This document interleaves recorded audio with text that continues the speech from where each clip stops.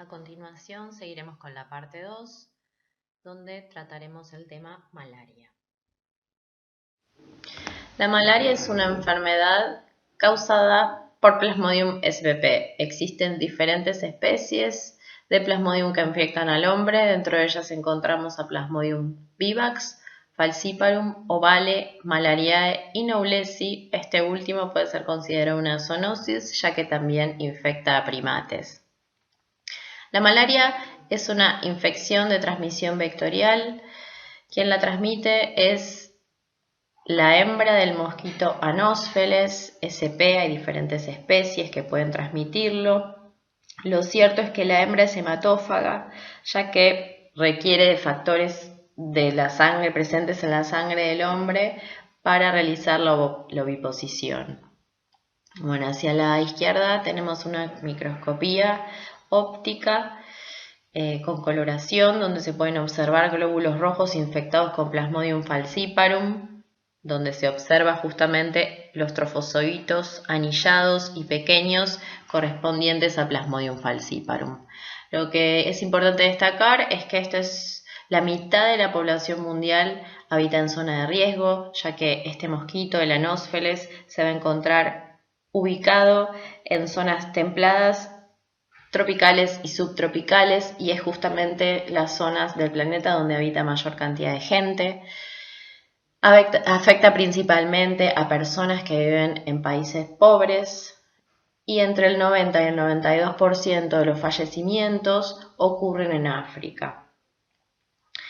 Tiene una tasa, de hecho, es la enfermedad parasitaria que causa mayor número de muertes a nivel mundial.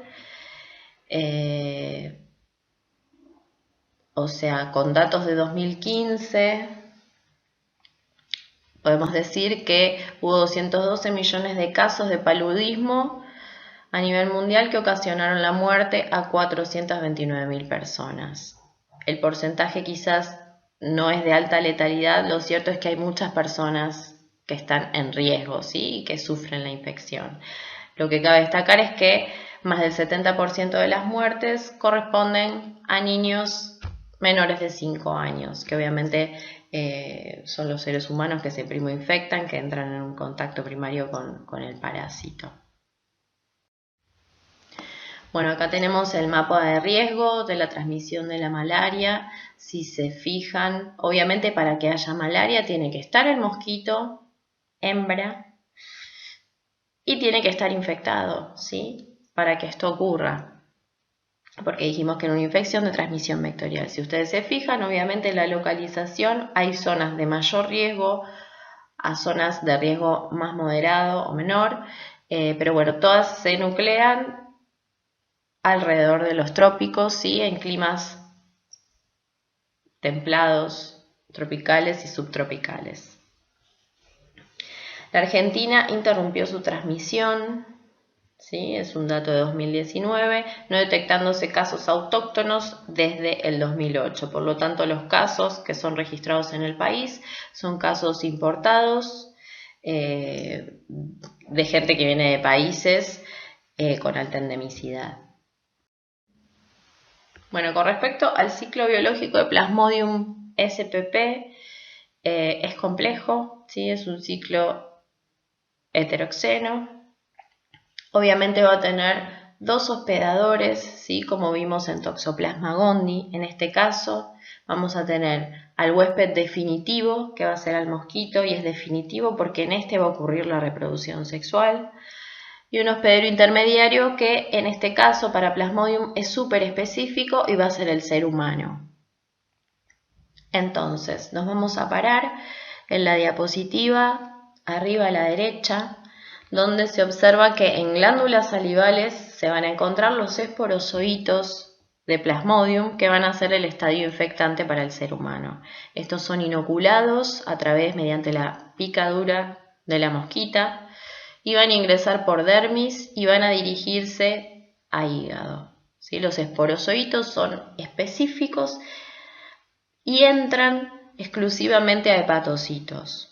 Dentro del hepatocito, este estadio va a diferenciarse a merozoito, y los merozoitos van a iniciar entonces ciclos de reproducción asexual de tipo esquizogonia o fisión múltiple, que se va a denominar merogonia, porque vamos a tener de una célula madre merozoito múltiples merozoitos como resultado. El ciclo hepático es único, ¿sí? El parásito va a pasar una vez por este órgano y los merozoitos que salgan de los hepatocitos van a salir a circulación y va a iniciarse entonces la merogonia eritrocítica. ¿Sí? El merozoito va también específicamente a infectar glóbulos rojos.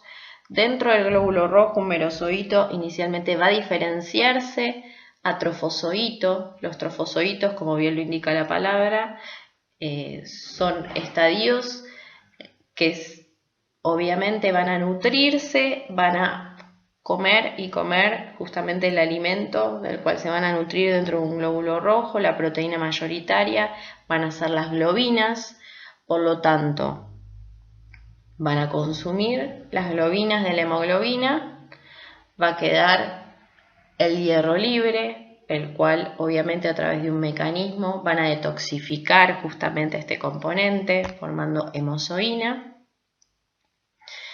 Este trofozoito vamos a ver que va a tener ciertas características dependiendo de la especie de Plasmodium de la cual estemos hablando, características que van a ser visualizadas a través del microscopio óptico y que permiten muchas veces poder hacer diagnóstico de certeza de la especie que infecta, ¿sí? al paciente. Por ejemplo, vimos en una microscopía, en una diapositiva previa, que Plasmodium falciparum, el trofozoito, es un anillo pequeño y que a veces puede haber más de uno dentro de un glóbulo rojo. Ese signo justamente permite hacer diagnóstico de especie con la técnica de microscopía óptica, ¿sí? Bueno, entonces este trofozoito va a crecer, va a madurar, va a formar un esquizonte, ¿sí? Que justamente en un esquizonte ya se inició el proceso de multiplicación, ¿sí? Va a dar entonces un esquizonte o meronte que como resultado va a dar múltiples merozoitos, ¿sí? O sea, de un merozoito inicial que entró, que ingresó, que invadió el glóbulo rojo, vamos a tener múltiples merozoitos.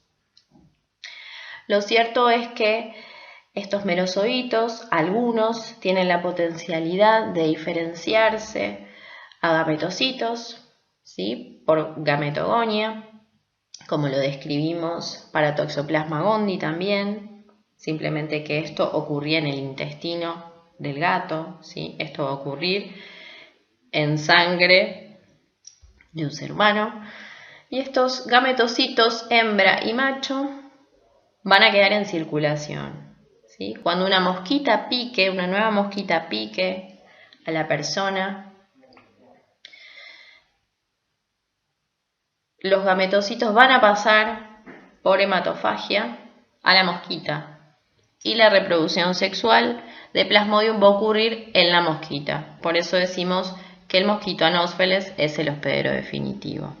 Entonces va a haber fusión de gametas, formación de cigoto, un ooquineto, ¿sí? Que va a dar como una especie de ooquiste, que va a sufrir la esporogonia dentro del mosquito y va a dar lugar al estadio infectante que es el esporozoito.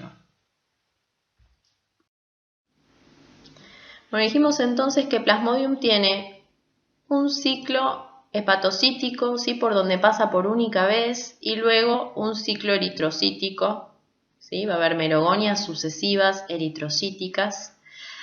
Recuerden que Plasmodium falciparum es un parásito que causa una infección crónica, ¿sí? Va a quedar en sangre. Igualmente tengo que hacer la salvedad de que existen dos especies de Plasmodium que tienen estadios que pueden quedar latentes en hígado, ¿sí? Este estadio se llama el de hipnozoitos y justamente son Plasmodium vivax y ovale las especies que pueden entonces quedar latentes en hígado. ¿Sí? Es importante a la hora de hacer tratamiento con antimaláricos, ya que muchas veces las drogas utilizadas son específicas y actúan sobre determinados estadios. ¿Sí?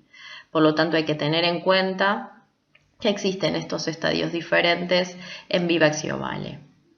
Entonces, bueno, dijimos que la duración de la merogonia eritrocítica va a ser cíclica, ¿sí? Crónica.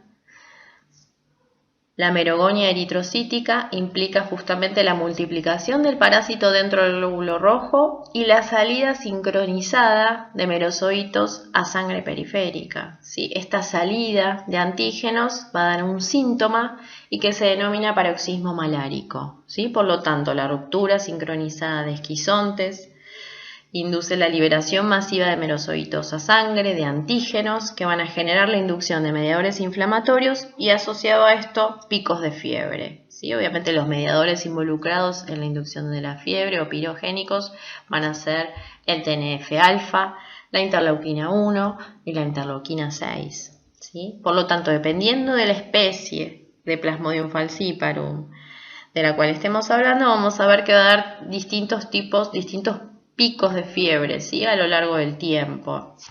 Por ejemplo, la fiebre causada por Plasmodium falciparum es alta e irregular, por lo tanto esto nos da idea de que la ruptura de los glóbulos rojos no está tan sincronizada, ¿sí? Es más desordenada. Y a esta sintomatología se la llama fiebre terciana maligna. ¿Sí? En el caso de Plasmodium vivax y ovale, vamos a ver que va a haber picos febriles cada 48 horas y a esto se le denomina fiebre terciana benigna. Plasmodium malariae da picos febriles cada 72 horas y se llama fiebre cuartana. Y por último, Knowlesi da una fiebre cotidiana. ¿Sí? O sea, el paroxismo malárico es un síntoma bien característico y supuestamente tiene diferentes fases, una de aumento de fiebre, ¿sí? Y luego esa fiebre va a descender, va a haber una sudoración profusa y obviamente la persona va a caer en un estado de cansancio extremo. Bueno, entonces, con respecto a la patogenia de malaria, claramente va a ser una anemia y esta anemia va a ser multifactorial. ¿Sí? Por un lado, se va a dar con cada merogonia y salida de merozoitos a sangre periférica, va a haber una destrucción intravascular de eritrocitos, va a haber un aumento de la eritrofagocitosis esplénica, ya que muchos de los eritrocitos van a estar dañados o alterados, va a haber desvío de hierro y toxicidad de la hemozoína. Les comenté que justamente el parásito consumía las globinas de la hemoglobina, deja libre el hierro que es tóxico, entonces realiza justamente un proceso de detoxificación celular y retira el hierro de circulación y lo transforma en hemozoína. Abajo en la diapositiva a la derecha pueden ver en detalle de qué se trata, cómo lo hace y cuáles son los pasos enzimáticos a través de lo cual lo hace el parásito en una vacuola digestiva, ¿sí? Específicamente. Otro de los factores que justamente favorecen a la anemia es la anemia hemolítica inmune. Van a empezar a haber anticuerpos contra el parásito, ¿sí? Que van a reconocer antígenos parasitarios en el glóbulo rojo y justamente van a inducir su lisis. Va a haber una disminución de la producción de eritropoyetina y esto va a estar justamente regulado por diferentes citoquinas, ¿sí? El aumento de TNF-alfa va a inducir un descenso en la producción de interleuquina 10 y esto va a impactar directamente en la producción de eritropoyetina. Y por último, el punto 6 solo va a ocurrir en el caso de las infecciones con Plasmodium falciparum y lo que se observa es una alteración, una modificación de la citoadherencia del glóbulo rojo infectado que justamente va a hacer que estos glóbulos rojos queden retenidos en la microvasculatura y salgan de circulación y de cumplir su función, que es la de oxigenar al organismo.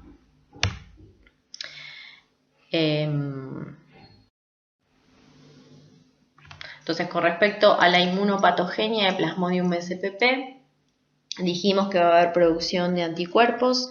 Estos anticuerpos, obviamente, muchos de ellos van a ser neutralizantes o van a ser líticos, van a colaborar con la eliminación, la opsonización del parásito y su eliminación, pero también van a reconocer justamente antígenos en los glóbulos rojos infectados, ¿sí? Por lo tanto va a haber formación de complejos muchas veces.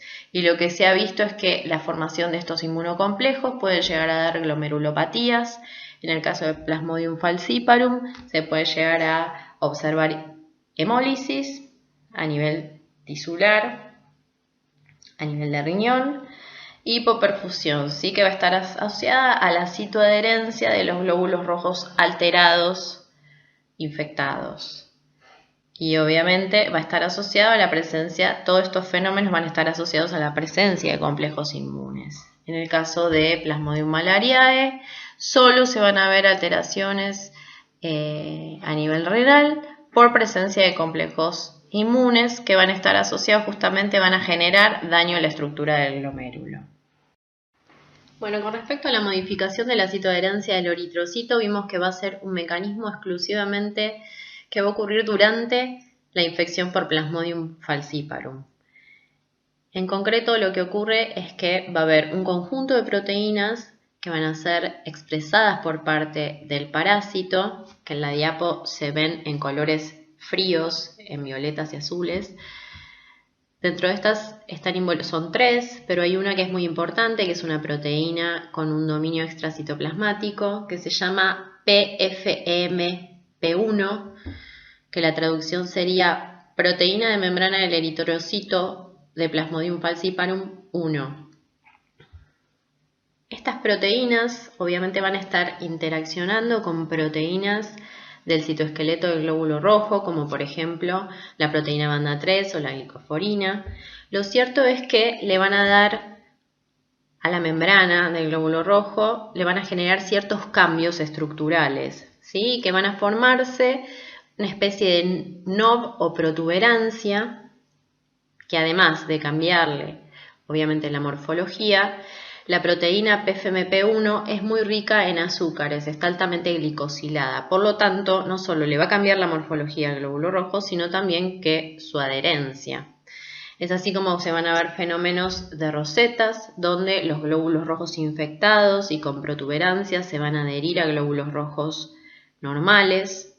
Esto de alguna manera obviamente va a aumentar aún más el cuadro de anemia, ya que no solo va a estar alterado el eritrocito infectado, sino que también van a salir de circulación los glóbulos rojos sanos que por ahí queden adheridos a este glóbulo rojo alterado. Va a haber formación de clams, en donde lo que se observan son adherencia y pegoteo de glóbulos rojos infectados y citoadherencia. El glóbulo rojo va a quedar retenido en la microvasculatura directamente y también va a salir de circulación. En esta diapo lo que podemos observar es la estructura del gen de la PFMP1. Obviamente es una familia de genes y que bueno, de alguna manera le van a dar variabilidad, ¿sí? Variabilidad genética al parásito. De hecho, si ustedes se fijan, va a haber un dominio asociado a citoadherencia diferencial que está cercano a la porción N-terminal. Va a haber un dominio polimórfico que justamente es variable y le va a dar variabilidad a la proteína, ¿sí? Es decir, va a haber expresión de diferentes versiones de la proteína. Un dominio transmembrana y un dominio de unión a la segunda proteína producida por el parásito, ¿sí? Que se llama KHRP y que va a estar asociada a proteínas del citoesqueleto del glóbulo rojo. Por lo tanto, lo que cabe destacar es que PFMP1 es altamente variable, que se expresan entre 40 y 50 genes diferentes, ¿sí? Esto va a dar citoadherencia diferencial y aparte va a ser un mecanismo de evasión del sistema inmune, ¿sí? Porque obviamente van a estar generándose anticuerpos contra esta proteína, pero con cada salida de merosoditos del glóbulo rojo va a haber una expresión diferencial de una variante diferente de PFMP1. Por lo tanto, le va a dar cierta ventaja al parásito para poder seguir diseminándose.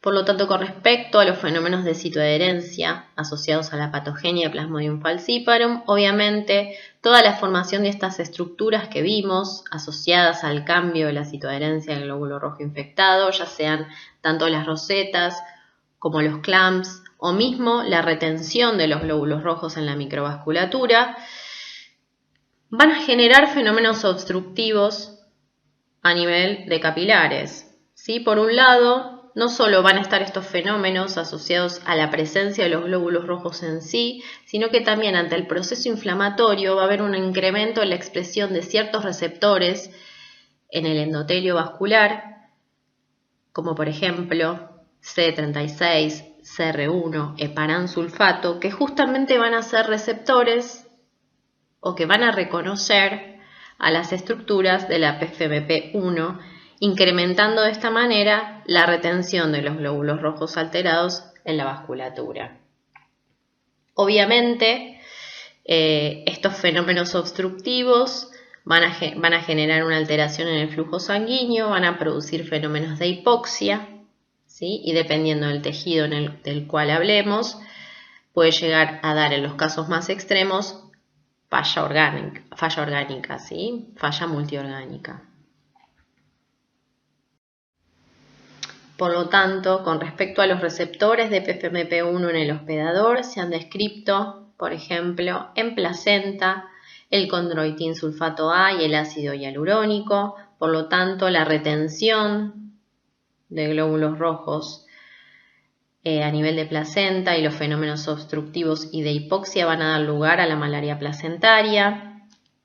A nivel de cerebro se han descrito la E-selectina y la trombospondina, así también como el ICAM1, que son receptores de PFMP1 y van a dar lugar a la malaria cerebral en los casos más graves. Y después se han descrito el BCAM, el CD36 y el CD31 en el endotelio de la microvasculatura, justamente que lo que van a generar directamente es la adhesión de los glóbulos rojos a los capilares. Por lo tanto, cuando existen fenómenos o situaciones de malaria grave por Plasmodium falciparum, la falla va a ser multiorgánica. Con respecto a la evasión de la respuesta inmune, entonces dijimos que este parásito causa una infección crónica, por lo tanto, potencialmente tiene la propiedad de evadir a la respuesta e instalarse y diseminarse a lo largo del tiempo. Uno de los mecanismos de evasión que posee por excelencia es la reclusión intracelular, ya que vamos a tener merozoitos dentro de los glóbulos rojos que van a estar realizando merogonias sucesivas, ¿sí? A lo largo del tiempo. Después también se ha descrito que es capaz de inducir una respuesta inmune policlonal no protectiva. Y hace un ratito hemos detallado y caracterizado la variación antigénica asociada a la expresión de diferentes variantes de PFMP1. Obviamente, la respuesta inmune policlonal o protectiva va a estar asociada con la expresión de las distintas PFMP1 diferentes, ya que al momento en el cual el parásito está expresando una versión de esa PFMP1, seguramente estén circulando anticuerpos contra versiones de la proteína antiguas. Muchas gracias.